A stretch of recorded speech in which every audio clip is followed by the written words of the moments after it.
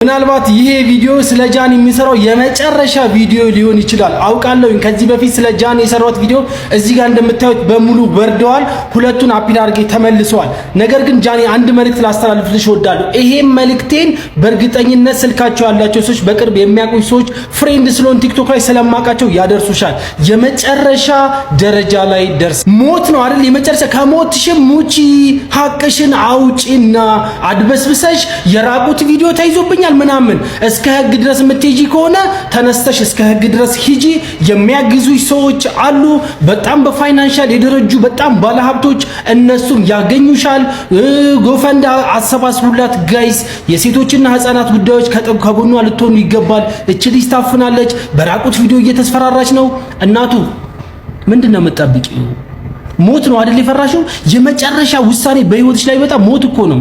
ራስሽን ነፃ አድርገሽ ብትሞቺ ምንም አይመስለኝም እኔ። በቃ ህዝብ አውቋላ። ራስሽን ነፃ አድርገሽ ብትሞቺ ታፍኛለሁ ምን ብያለሁ ምናምን ነገር አውጪ ሀቁን ህግ ጋር ቅረቢ።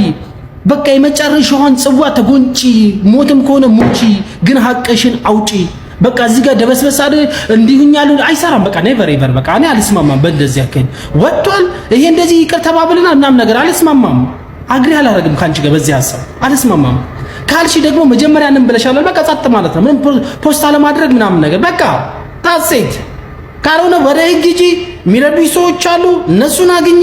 ከዛ የመጨረሻ ነፃነትሽን በቃ አስከብሪ፣ አሳይ። አይ ካልሽ ደግሞ መተው ነው። እኔ የመጨረሻ ቪዲዮ ነው።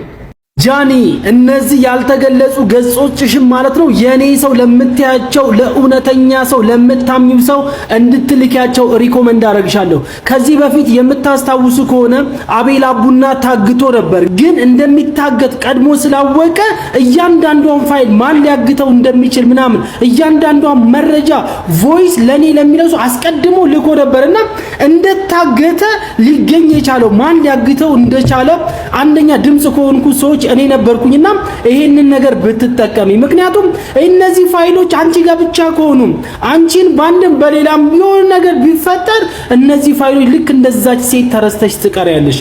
ያችን ሴት እያስታውሻል። እህታችን በርታ፣ ጠንከር ብለሽ ወገብሽን ታጠቅ አድርጊና እንግዲህ ምክራችንን እንድትሰሚ ሪኮመንድ እናደርግሻለን። ሰላምሽ ይብዛ። እስኪ ሁላችሁም ጠበቃና የህግ አማካሪ ደጉላው እጅግ በጣም እናመሰግናለን በሉ። በኢትዮጵያ የህግ መቅጫ ስርዓት የአንድን ሴት የእርቃን ቪዲዮ በመያዝና በማስፈራራት እስከ 5 ዓመት የእስር ቅጣት እንደሚያሰጥ ተነገረ። በዚሁ አጋጣሚ የአርሰናሉን ደጋፊ ጎስት ፋንታዝማን እንድታመሰግኑት ወዳለሁ። እዚህ ጋር እንደምታዩት እንግዲህ ወንድማችን ደጉሎ የሰራውን ቪዲዮ ሪፖስት አድርጎታል ማለት ነው። እጅግ በጣም እናመሰግናለን። እኛም እንላለን የሴቶችን የእርቃን ቪዲዮ በመያዝና በማስፈራራት የእህቶቻችንን ህይወት አታበላሹ፣ አታጎሳቅሉ ስንል በዚሁ መልእክታችንን እናስተላልፋለን። ሼር፣ ኮፒ ሊንክ፣ ሪፖስት ማድረጋችሁ እንዳይረሳ። በዚህ ተግባር ላይ የሚሳተፉትን መንግስት አስፈላጊውን የሆነ የህግ እርምጃ እንዲወስድባቸው ስንል ጥሪያችንን እናስተላልፋለን። ሰላማችሁ ይብዛ። ሰላም የህግ አማካሪና ጠበቃ ወንድሜ ደጉሉ፣ ከዚህ ቀጥሎ የምጠይቅህን ጥያቄ ህጉ ምን ይላል የሚለውን አያይዘህ ምላሽ እንድሰጠን እንደ አንድ የህዝብ ልጅ ጥያቄን በትህትና አቀርባለሁ። ወንጀል በሁለት ሰዎች ይቅር መባባል ሊታለፍ ይችላል። ከዚህ በፊት እንደምታውቀው ቲክታከሮች ከአለባበስ ጀምሮ እስከ ንግግራቸው ድረስ ሶሻል ሚዲያ በአግባቡ አስተማሪ ለሆነ ነገር ብቻ እንዲጠቀሙበት ተመክረው ተለቀዋል። አሁን ላይ የሴትን ልጅ የእርቃን ቪዲዮ አለኝ ጡጧን ክሮፕ አድርጌ እልክልሃለሁ በማለት በመቶ ሺህ ሰዎች መሃል መልእክት ያስተላለፈን ግለሰብ መልእክቱ አንድን ግለሰብ የማጥቃት ብቻ ሳይሆን ይህ መልእክት ለሚሰሙ ሰዎች ለወሲብ በመቀስቀስ ሴቶችን እንዲደፈሩ ምክንያት አይሆንምን? እንዲሁም ወጣቶች የሴቶችን የእርቃን ቪዲዮ በግንኙነት ሰዓት እንዲይዙባቸውና አሳቻ ሰዓት ጠብቀው በማስፈራራት ሰዎችን ራሳቸውን እንዲያጠፉ የሚጋብዝ ሊሆን አይችልምን? ይህን መሰል ድርጊት እንደ ዜጋ ተጠቂ ወገን ይቅር ብሏል፣ ክስ አልመሰረተም ተብሎ መታለፍ አለበት። እኛስ እንደ ዜጋ ብንከስ በህግ አግባብ ተቀባይነት አለን?